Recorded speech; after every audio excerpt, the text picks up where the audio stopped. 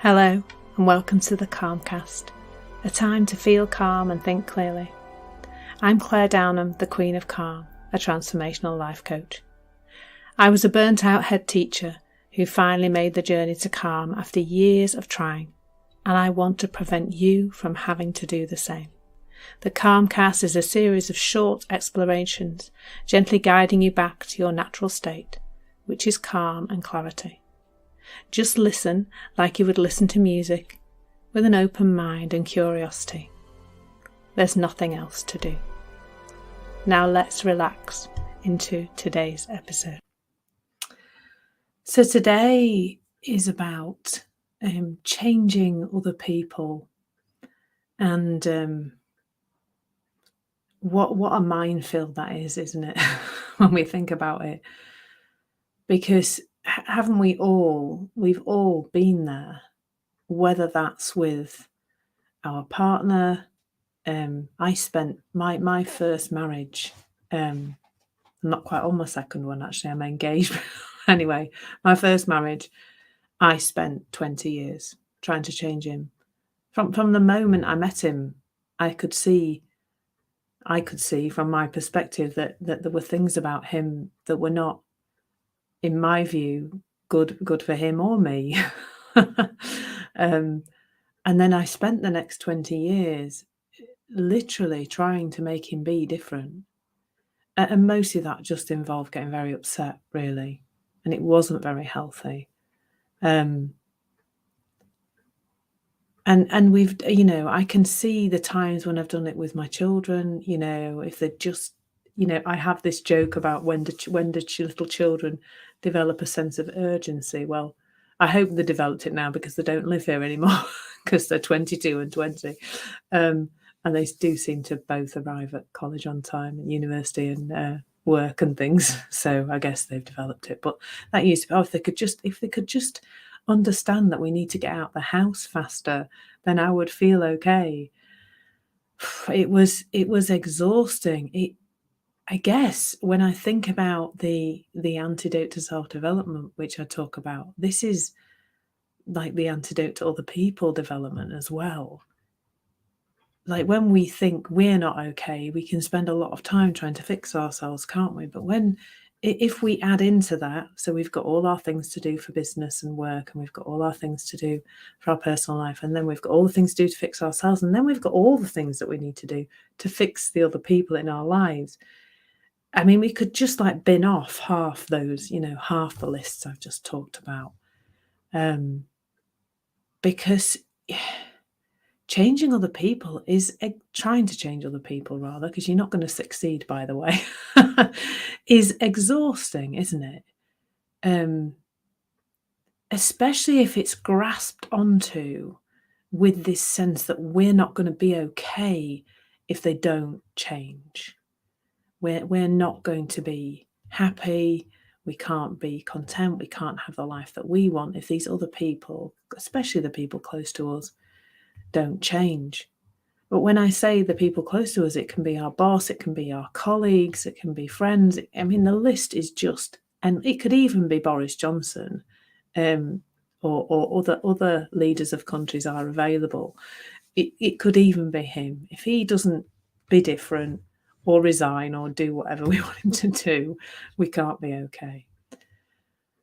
But I hope you can hear, like, even as I'm listing all those places where it looks like we need these people to change and be different for us to be okay, how utterly overwhelming and exhausting that can become. Because it can become, I don't know, almost like a part-time job, really, trying to manage all these other people and get them to be okay. So what's the alternative? Just stop it. That's the alternative. Just stop trying to change other people and live in peace. But that's easier said than done, isn't it? But it's easier to do that when we start to see how the system is really working, to create our experience of these people.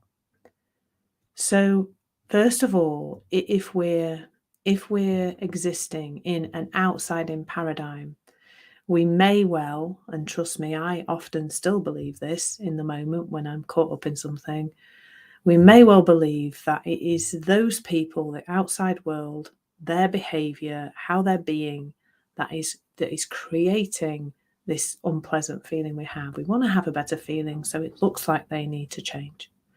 But that's not fundamentally how your experience of life is actually created. And there's evidence of this all around us that I know you will have seen. And it's things like, have you ever sat and talked about a public figure with another person, or even talked about somebody who you have a mutual relationship with, and noticed, the different perception you may have of them to this other person. It might be, that there are people who, I don't particularly rub along with very well, who are happily married and surrounded by friends and all those other things, and clearly that means that what I'm seeing can't quite be right. That there's something about how that person is that is, I don't really like the word triggering, but I haven't found a better word yet, so I need to keep using it. But that is triggering something in me that is, it's just creating a friction, and that friction is to do with my conditioned view of the world. So maybe that person unconsciously reminds me of somebody who wasn't very nice to me when I was a child, or they're behaving in a way that feels uncomfortable to me because I have some conditioned thinking about that kind of behavior. But it's not real. It's just my perception. And when we start to see, we can just get when we start to see that, we can just get curious and go, oh, I'm feeling riled up around this person. What is it? What is it that I'm believing there that just isn't true? Perhaps it's perhaps it's something like people shouldn't behave like that. Well, who says? I mean, who says, other than our conditioned thinking, that people shouldn't behave in the way they're behaving?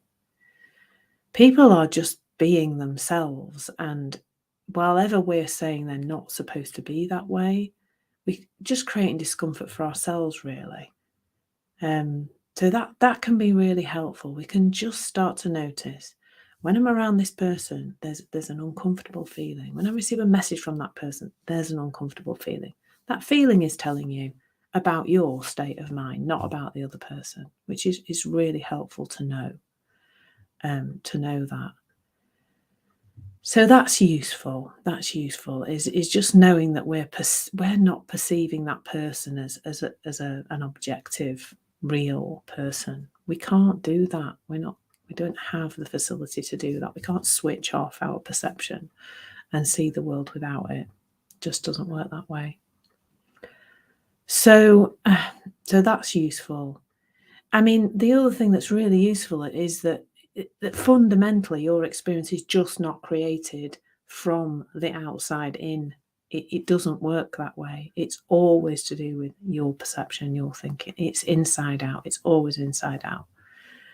And one of the things that also came to mind when I was kind of thinking about this is have you tried to change yourself? Let's take anything. Eating habits, doing more exercise. Who hasn't set a New Year's resolution and binned it off already because we failed? Well, we haven't managed to do it. Don't really like the word failure. We've just not managed to do that thing, change that thing. Have you tried to change any element of your behaviour to be different in your business, to be different with other people, whatever it is? We've all had things, haven't we, that we've tried to change about ourselves. Have you noticed how hard it is? How hard it is to change? Because there is this knotted mass of conditioned thinking inside us that is how we are, and it's a lot. There's a lot of it.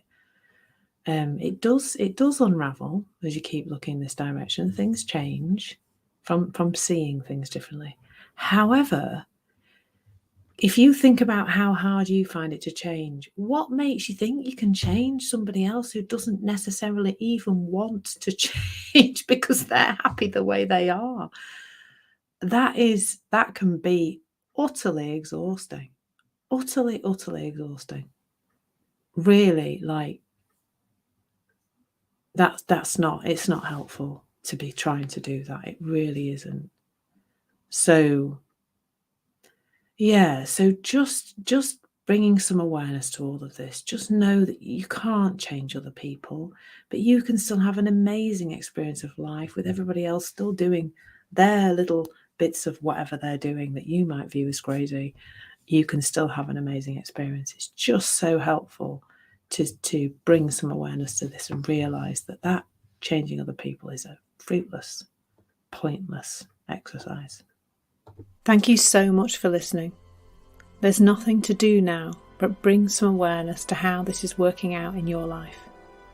Listen regularly to experience longer and longer periods of calm. This has been the Calmcast with Claire Downham, Queen of Calm. Take care and keep listening.